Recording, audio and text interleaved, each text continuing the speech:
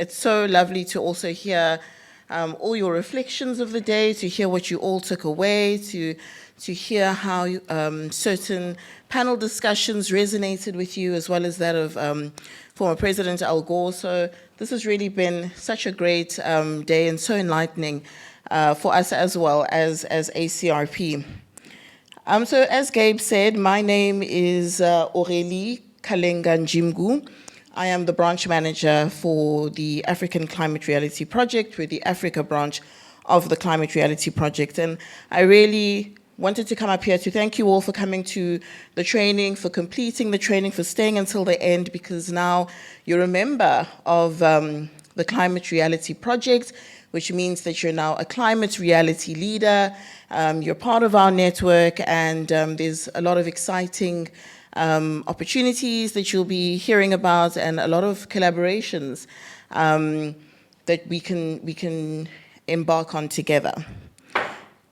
So I would like to also tell you about ACRP, who we are, what we do, and some of the work that we do, so that you know exactly how you can get involved. So we use education, mobilization, and advocacy to influence relevant institutions to address the climate crisis and contribute to building climate literacy and advancing climate justice objectives. And we have 3 main campaigns, and those are, they're up there. The first one is building the climate movement, and that's really, we want to see improved climate change literacy rates across our continent that will equip communities with more informed adaptation responses, particularly amongst the groups that have the least adaptive capacity. And we also have an exciting climate change curriculum, which we use at schools in South Africa, and really equip learners with all the tools that they need to understand climate change. Then there's financing a just transition. Through this campaign, we build capacity in communities to participate in public finance processes such as consultations. And those of you who were in the climate finance stream or breakaway, I think you got a bit of insight into some of the work that we do there, how we push public finance institutions like banks to align their policies and processes and investments to the Paris Agreement goals. And then our third and final campaign is strengthening international cooperation. And we use this campaign to really strengthen and champion the voices and the agenda of young Africans like yourselves at regional and international policy conferences like COP and other climate events. And we also encourage policymakers in government and institutions to move towards aligning their policies with the Paris Agreement. And we can't do this work alone. We don't do this work alone.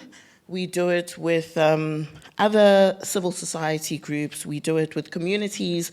We do it with climate justice organizations. We do it with social justice NGOs, as well as climate reality leaders like yourselves across the continent.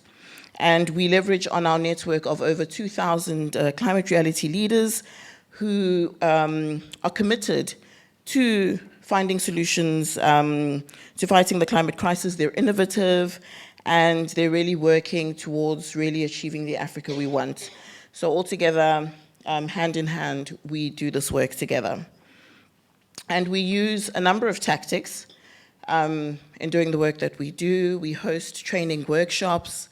We give some grant support as well. We've just given some grants to 3 young women across the continent to do adaptation projects in their communities. We engage with PFIs, as I said, under our public finance campaigns. We do research and also branch engagement.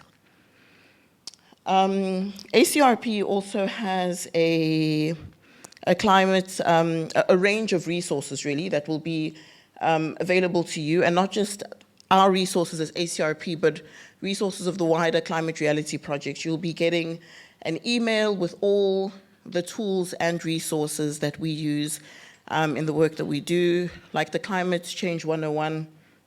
I think you have it in your folder. You'll also get an electronic version which you can use if you host workshops of your own in your own communities. We use storytelling and art. Rewild spoke about that in the Yellow Stream, in the Yellow Breakaway room. We've done a lot of storytelling work with Rewild, and they showed some of the films that we've done together. But essentially, we use storytelling and art as a medium for communication, for connection, expression, as well as managing climate anxiety, and a vehicle to galvanize our campaigns and invoke feeling and emotion through art. So we also do murals as well, to raise awareness around specific issues linked to our campaigns. So through the creation of these murals, we build and strengthen our relationship with communities and our partners. We are part of the Fair Finance Coalition of Southern Africa, and together we have hosted a number of fair finance schools.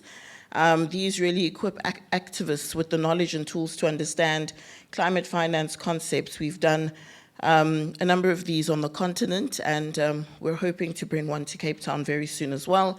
So those of you who have signed the membership agreement form and are part of the network will receive more information on that.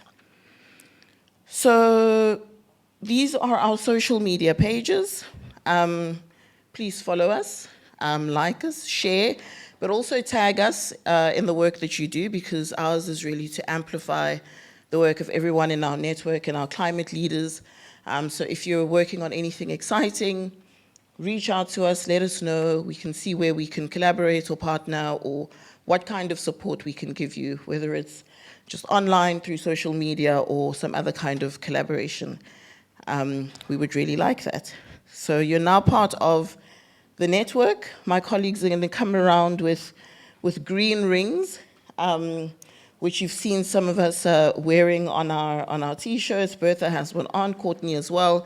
And this is what we wear. This is how we're identified across the world as climate leaders. And everywhere you go, this pin symbolizes the fact that you're a climate leader, you belong to a community of climate activists, and that we're committed to really building the worlds that we want and the continents that we want. So yeah, congratulations and welcome.